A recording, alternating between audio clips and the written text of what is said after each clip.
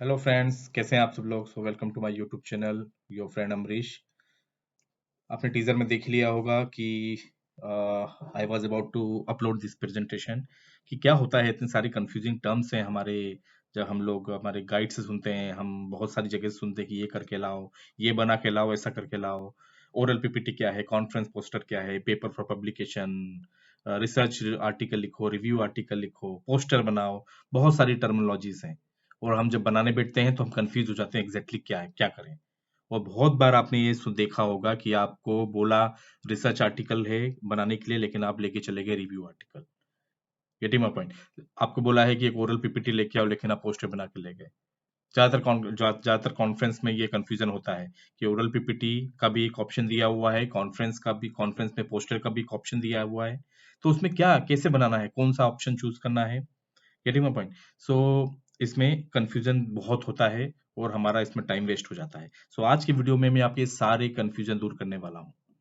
मैं क्लियरिटी के साथ आपको बताऊंगा कि जब आपके पास कोई भी ऐसी टर्म आए और तो उसको आपको कैसे समझ के कैसे उसको प्रिपेयर करना है। और हर एक चीज की मल्टीपल टर्म घूम रही है मार्केट में, तो आपको वो भी समझना होगा कि इसको और क्या क्या नाम से जानते हैं। ठीक है, तो बिना देरी किए चलो प्रेजेंटेशन शुरू करते हैं। सो आपका सारे कंफ्यूजन इस प्रेजेंटेशन में दूर होने वाले हैं। सो मैंने इसका जो हेडिंग रखा है, क्या है ये सब, तो बाद में आप बोलेंगे मजा आ गया, ये है ये सब। चलिए शुरू। सो जो लोग भी नए हैं इसको देख रहे हैं, क्योंकि प्रेजेंटेशन बनाने में मुझे बहुत ही ज़्यादा मेहनत लगती है, तो प्लीज़ सब्सक्राइब कीजिए, लाइक कीजिए, शेयर कीजिए और आपके कमेंट ज़रूर छोड़िए मेरे कमेंट बॉक्स में, ताकि मैं ऐसे और आपके लिए इंफॉर्मेटिव वीडियो लेके आ सकूँ। चलो शुरू करते हैं। सो पहले मैं शुरू करूंगा different types of manuscript, paper और आर्टिकल। सो आप ये तीन टर्म हमेशा सुनेंगे कि मैन्युस्क्रिप्ट बनाना है। ये टीम तीन टर्मिनोलॉजी, मैन्युस्क्रिप्ट बनाना है, पेपर बनाना है, आर्टिकल बनाना है। तो ये तीनों टर्म सेम होती है। किसी ने आपको बोला है मैन्युस्क्रिप्ट बनाना है, पेपर बनाना है, आर्टिकल, तो तीनों टर्मिनोलॉजी सेम है। इसके ये जो आप नीचे टाइप्स देख रहे हैं, 7 डिफरेंट टाइप के 7 मैन्युस्क्रिप्ट हैं या पेपर्स हैं या आर्टिकल्स हैं। ये सारी चीजें पब्लिश्ड होती हैं। पब्लिश्ड होती है मतलब जब आप इसको प्रॉपरली वेल डिजाइन जो भी इनका स्ट्रक्चर है उसको आप लिख लोगे, इसके बाद ये ऑनलाइन पब्लिश्ड होंगी इन प्रॉपर इंडेक्स्ड जर्नल में, जिनको इंडेक्स जर्नल है। मैंने बहुत सारे वीडियोज डाल के रखे हैं कि इंडेक्सिंग क्या होती है और कितने टाइप कैसे इंडेक्स जर्नल को पहचाने। उसके लिए आप मेरे यूट्यूब चैनल पे जा सकते हैं, उसमें समझ सकते हैं कि इंडेक्सिंग क्या होती है। तो अभी के लिए ये मैन्युस्क्रिप्ट, पेपर, आर्टिकल्स, यहाँ पे क्लियरिटी मिल जाएगी। तो आपको क्या क्या पब्लिश होने वाले मटेरियल है वो देख लीजिए। एब्स्ट्रैक्ट पब्लिश होते हैं, चाहे वो कॉन्फ्रेंस में हो या किसी जर्नल में हो। Original research article, review, mini review भी कभी कभी बनते हैं, case study, case series, protocol synapses. आप जब थीसिस के लिए बनाते हो या फिर किसी रिसर्च वर्क के लिए बनाते हो, प्रोटोकॉल सिनॉप्सिस दोनों एक ही चीज है। ठीक है, तो कंफ्यूज नहीं होना कि प्रोटोकॉल बनाए कि सिनॉप्सिस बनाए, दोनों एक ही चीज है, प्रोटोकॉल और सिनॉप्सिस। इसके बाद आते हैं मेटा एनालिसिस और सिस्टमिक रिव्यू। ये 99% सेम है, थोड़ा सा डिफरेंस है, लेकिन आज के सेशन के लिए मैं इनको दोनों को सेम मान के चल रहा हूँ। ओके, अगर आपको इसका बीच का डिफरेंस पता जाना है तो आप मुझे प्लीज कमेंट कीजिए, ताकि मैं आपको इसका डिफरेंस बता सकूं। सो इन सब सातों की सातों चीजों को अगर हम पब्लिश करते हैं तो हम बोलेंगे पेपर फॉर पब्लिकेशन। सो आपके गाइड या आपके कहीं सीनियर या फिर जहां पे भी आपको रिक्वायरमेंट है, वो आपको एक ही टर्मिनोलॉजी बोलेंगे, पेपर फॉर पब्लिकेशन लाओ। तो जब पेपर फॉर पब्लिकेशन आपको कोई कहीं से आप वर्ड सुने तो आपके दिमाग में फिर एक सेकंड क्वेश्चन आना चाहिए, कौन सा पेपर फॉर पब्लिकेशन, क्योंकि ये सातों के सातों पब्लिश होते हैं। उसके बाद आपको कैटेगराइज करना है कि पेपर फॉर पब्लिकेशन में आपको एब्स्ट्रैक्ट बनाना है, ओरिजिनल रिसर्च बनाना है, केस केस रिव्यू बनाना है, या सॉरी रिव्यू या मिनी रिव्यू बनाना है, केस स्टडी है, केस सीरीज है, ठीक है, या मेटा एनालिसिस या सिस्टमिक रिव्यू है। तो इसमें कौन सा पेपर पब्लिकेशन बनाना है, तो इसी के आधार पे आप लोग वो बनाना शुरू कर सकते हैं। एक और चीज यहाँ पे मैं क्लियर कर दूं, ये जो एब्स्ट्रैक्ट है, ये original research review, original review research, review article, case study, case series, Meta analysis, system review, ये सभी आर्टिकल का टाइप ही होता है। इसके अंदर ये एब्स्ट्रैक्ट आता ही आता है। मतलब अगर आप ओरिजिनल रिसर्च आर्टिकल बना रहे हैं तो एब्स्ट्रैक्ट उसके अंदर इंक्लूड होगा। पहले वो एब्स्ट्रैक्ट से ही चालू होगा, उसके बाद डिटेल आपका आर्टिकल आएगा। रिव्यू आर्टिकल बना रहे हैं तो उसमें भी एब्स्ट्रैक्ट आएगा, केस सीरीज में भी एब्स्ट्रैक्ट आएगा। सो अगर केवल किसी ने एब्स्ट्रैक्ट मांगा है तो that is a part of your research work. तो इस तरह से आपको ये सब केस सीरीज में भी एब्स्ट्रैक्ट आएगा, मेटा एनालिसिस सिस्टमिक रिव्यू में भी एब्स्ट्रैक्ट आएगा। सो एब्स्ट्रैक्ट के बेसिस पे ही आप ये सारी चीजों को डिफरेंशिएट कर सकते हैं, कैटेगराइज कर सकते हैं कि कौन सा कैसा किसका एब्स्ट्रैक्ट है। मैं ये देखिए, तो यहाँ पे मैंने एब्स्ट्रैक्ट, ओरिजिनल रिसर्च और रिव्यू आर्टिकल के बीच में डिफरेंस बताया आपको। ये जो आप पहला वाला देख रहे हैं, ये वाला जहाँ आप लिखा है क्लिनिकल प्रोफाइल ऑफ पेशेंट, ठीक है, एडमिटेड इन आईसीयू, तो इसका एब्स्ट्रैक्ट देखिए आप, ये एब्स्ट्रैक्ट है। ये मैंने केवल फ्रंट पेज का स्नैपशॉट लेके यहाँ रखा हुआ है। अगर आप इसका एब्स्ट्रैक्ट देखें जिसमें जिसमें लिखा हुआ है ओरिजिनल रिसर्च आर्टिकल, तो ये ओरिजिनल रिसर्च आर्टिकल है, मतलब कुछ सेट ऑफ पेशेंट लिए, उनका डेटा कलेक्ट किया, उसको डेटा एनालाइज किया और एक प्रॉपर फॉर्मेट में उस रिसर्च को हमने एक प्रॉपर फॉर्मेट में लिख दिया, उसी को हम बोलते हैं ओरिजिनल रिसर्च आर्टिकल। तो इसका अगर आप एब्स्ट्रैक्ट देखें, इसमें प्रॉपर बैकग्राउंड होगा, क्यों किया, मेथड होगी, रिजल्ट सेक्शन होगा जिसमें ढेर सारा डेटा दिया होगा, ओके, फाइनली कंक्लूजन होगा, कीवर्ड्स होंगे। अगर ऐसा एब्स्ट्रैक्ट आपको मिलता है तो वो एक ओरिजिनल रिसर्च आर्टिकल है, ओके। इसके अलावा देखिए यहाँ पे रिव्यू आर्टिकल को देखिए, अगर कंपेयर करें तो यहाँ पे रिव्यू आर्टिकल हर पब्लिश्ड जर्नल, जो जहाँ पे भी जर्नल में आप पब्लिश करेंगे वहां लिखा होगा कि ये रिव्यू आर्टिकल है। तो ये एक तरीके से एक चैप्टर है। जैसे कि अगर मैं बोलूं कि एक डायबिटीज, व्हाट इज डायबिटीज, तो किसे आप लिखेंगे कि डायबिटीज क्या होता है, what is diabetes, types of diabetes, diagnosis of diabetes, precautions for the diabetes. तो एक चैप्टर टाइप में जो हमारी मेडिकल बुक्स में होता है, अगर वो चैप्टर की बात करें तो वो एक तरह से रिव्यू होता है, ठीक है। आपने डिफरेंट टाइप के रिसर्च को एक समरी टाइप में बनाया तो उसको रिव्यू आर्टिकल कहेंगे। अगर इसका एब्स्ट्रैक्ट देखें आप, एब्स्ट्रैक्ट देखिए, हाँ, ये भी रिव्यू आर्टिकल भी एब्स्ट्रैक्ट से शुरू होगा। तो ये रिव्यू का जो एब्स्ट्रैक्ट है ये एक थ्योरी टाइप का है। जैसे इसमें था ओरिजिनल रिसर्च आर्टिकल में, जहाँ पे बैकग्राउंड, मेथड, ये डिफरेंट टाइप के डिवीजन में डिवाइड था। रिव्यू आर्टिकल में ऐसा नहीं होगा। तो इस तरह से आप पहचान सकते हैं कि कौन सा रिव्यू आर्टिकल है, कौन सा ओरिजिनल रिसर्च आर्टिकल है। अब मैं बात करूं इसके कॉम्प्लेक्स, कौन सा ज्यादा बनाने में कठिन है, कौन सा कम, तो ये ओरिजिनल रिसर्च आर्टिकल आसान है बनाने में, रिव्यू आर्टिकल कठिन है, क्योंकि रिव्यू आर्टिकल की कोई लिमिट नहीं है। आपके टॉपिक जब तक सेटिस्फाइड नहीं होगा टॉपिक का कंटेंट, तब तक आपको कंटेंट बढ़ाते जाना है।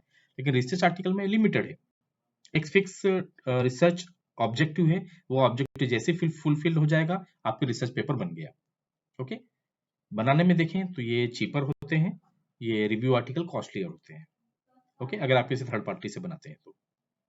इसके बाद अगर हम देखें तो केस स्टडी और केस सीरीज में क्या डिफरेंस है, तो केस स्टडी और केस सीरीज में आप देखेंगे तो केस स्टडी मतलब किसी एक पर्टिकुलर पेशेंट की कंप्लीट डिटेल अगर आप पब्लिश करते हैं राइट करके तो उसको केस स्टडी बोलेंगे। जबकि अगर आप मल्टीपल केसेस को किसी एक पर्टिकुलर ऑब्जेक्टिव के लिए, जैसे यहाँ पे क्या लिखा हुआ है, case series of Reno cerebral mycosis occurring diabetic patient, ठीक है। तो ऐसे बहुत सारे पेशेंट होंगे जिनको ये पर्टिकुलर प्रॉब्लम हुई, उन सारे पेशेंट को मिला के अगर एक आप आर्टिकल लिखते हैं, मैन्युस्क्रिप्ट लिखते हैं, तो उसको केस सीरीज बोलेंगे। जबकि केवल एक पेशेंट के बारे में लिखते हैं पूरी डिटेल के साथ में, जैसे यहाँ पे केस स्टडी दिया, तो यहाँ पे एक ही पेशेंट है, 44 year old women with type 1 diabetes. यहाँ पे अगर आप ये केस प्रेजेंटेशन में देखें तो यहाँ पे 3 डिफरेंट डायबिटिक पेशेंट के जिनको सेम म्यूकोरमाइकोसिस हुआ था उनको प्रेजेंट किया है कि तीनों में क्या कॉमन चीज निकली, ओके। तो उसको बोलेंगे केस सीरीज। और अगर एक ही पेशेंट के बारे में डिटेल कर रहे हैं तो वो केस स्टडी होगी। इनका लिखने का फॉर्मेट दोनों का अलग अलग है, ठीक है। तो हम शुरू करते हैं कि केस स्टडी में शुरू करते हैं केस प्रेजेंटेशन, कैसे आया केस, ठीक है। उसके बारे में फिर पूरा डिटेल लिखेंगे कि क्या डायग्नोसिस हुआ, क्या ट्रीटमेंट दिया उसको, कैसे आउटकम मेजर किए हमने, क्या फॉलोअप में निकल के आया। उसके बाद उसको डिस्कस करेंगे कि हमारा केस जो निकल के आया हमारा, या वो शायद यूनिक केस भी हो सकता है या सिमिलर केस हो सकते हैं, या कोई नहीं आपने मेथोडोलॉजी अडॉप्ट की इस पर्टिकुलर केस को ट्रीट करने के लिए, वो भी आप केस स्टडी में दे सकते हैं, ठीक है। तो इसको केस स्टडी कहते हैं जो सिंगल पेशेंट की, केस सीरीज मतलब मल्टीपल पेशेंट के लिए सिंगल आउटकम के लिए, ओके। तो ये तो केस सीरीज और केस स्टडी के बारे में डिफरेंस था। मुझे लगा कि क्लियर हो गया है आपको। अगला देखें, मेटा एनालिसिस और सिस्टमिक रिव्यू बनाने के मामले में ये सबसे टफ होते हैं और सबसे कॉस्टली अफेयर होते हैं, ठीक है। क्या होते हैं ये, अभी जो हमने ओरिजिनल रिसर्च आर्टिकल देखा, अगर ऐसे बहुत सारे ओरिजिनल रिसर्च आर्टिकल जो किसी एक सिंगल बात को हाईलाइट कर रहे हैं, किसी एक पर्टिकुलर टॉपिक को या आउटकम को हाईलाइट कर रहे हैं, अगर उस सारे ओरिजिनल रिसर्च आर्टिकल को एक निचोड़ दिया जाए और उस सबको मिला के एक सिंगल आर्टिकल बनाया जाए, तो उसको कहेंगे हम मेटा एनालिसिस या सिस्टमिक रिव्यू। ओके, ये बनाने में बहुत टफ होते हैं क्योंकि आपको सारे आर्टिकल पढ़ने पड़ेंगे, सभी की पेशेंट पॉपुलेशन को मतलब जानना पड़ेगा, एनालाइज करना पड़ेगा और एक निष्कर्ष पे निकलना पड़ेगा। तो इसके लिए क्या करते हैं, इसके भी आप जब एब्स्ट्रैक्ट देखेंगे तो बैकग्राउंड तो होगा, कंटेस्ट होगा। मेथड में आप देखेंगे तो ये क्या हुआ कि कितने डिफरेंट टाइप्स के जो इंडेक्सिंग अथॉरिटीज हैं, जैसे PubMed, Embase, Medline, web of science, सभी के आर्टिकल को सर्च करना, सभी जगह जाके आपको सर्च करना पड़ेगा कि आपका उस आउटकम को, जैसे यहाँ पे क्या आउटकम है आपका, diabetes associated mortality in patient with कोविड-19। तो ये जो टॉपिक है, ये जो आपका आउटकम है, इससे रिलेटेड कितने आर्टिकल पब्लिश हुए हैं, सभी आपको पढ़ने पड़ेंगे और उससे निकल के आपको एक आर्टिकल बनाना पड़ेगा। तो ये बनाने में काफी टफ है, ठीक है। इसके बाद देखिए कितने टोटल इस रिजल्ट सेक्शन में अगर आप देखें तो टोटल 35 स्टडीज इन्होंने इंक्लूड की। इसमें भी आप इंक्लूजन एक्सक्लूजन क्राइटेरिया रखते हैं, क्योंकि अगर आपको 1000 हिट्स मिले पबमेड में, 1000 आपको इम्बास में, 1000 आपको मिडलाइन में, तो आपको 3000 पेपर नहीं पढ़ने हैं। आप एक सेट करेंगे कि मैं ऐसे-ऐसे पेपर, फॉर एग्जांपल आपने एक फ़िल्टर डाला कि केवल इंग्लिश पेपर ही आएँ, तो इंग्लिश पेपर को ही सिलेक्ट करेंगे, बाकी के जो लैंग्वेज वाले हैं, उनको आप एक्सक्लूड कर देंगे। तो ऐसे करके फ़िल्टर लगाते-लगाते आपके पास टोटल यहाँ पे मान लीजिए 35 स्टडीज़ आई और इन 35 स्टडीज़ जो आपने चूज़ करी है, इसमें टोटल इतने पेशेंट हुए। तो इससे क्या हुआ, ये जो इसका वैलिडिटी है या फिर बोले हैं हम लोग जो कौन-सा सबसे अच्छा पेपर माना जाएगा, तो वो मेटा एनालिसिस और सिस्टमिक रिव्यू माना जाता है, क्योंकि ये आपने इतने पेशेंट को लेके एक नया निष्कर्ष निकाला है, एक फाइनल आउटकम निकाला है, ठीक है। इन्हीं मेटा एनालिसिस या सिस्टमिक रिव्यू में आपको एक और पता करने के लिए कि एक मेटा एनालिसिस या सिस्टमिक रिव्यू है कि नहीं, एक और क्लू देता हूं मैं आपको, एक ऐसा ग्राफ, ऐसा टेबल या फिर ग्राफ जरूर मिलेगा जिसको हम फॉरेस्ट प्लॉट भी बोलते हैं। तो देखो उन्होंने कितनी सारी स्टडीज ली, 35 स्टडीज ली, सभी के ईयर ऑफ पब्लिकेशन, पूरी कंप्लीट डिटेल है और एक ऐसा इस तरह का आपको एक ग्राफ मिलेगा जिसको हम फॉरेस्ट प्लॉट बोलते हैं। वो आपको बताएगा कि फाइनली सभी स्टडीज में क्या क्या निकल के आया और लास्ट में आपको ओवरऑल चीज मिलेगी कि इन सारी स्टडीज में को मिला के फाइनल आउटकम क्या निकल के आ रहा है, ठीक है। इसको रीड करने के लिए ये इस प्रेजेंटेशन के बियॉन्ड है। अगर आपको डिटेल जानना है कि फॉरेस्ट प्लॉट को कैसे रीड करते हैं, क्योंकि ये बहुत ही इंटरेस्टिंग चीज है, तो प्लीज मुझे कमेंट कीजिए, मैं आपको पूरी डिटेल में बताऊंगा, ठीक है। तो ये तो था मेटा एनालिसिस और सिस्टमिक रिव्यू के बारे में।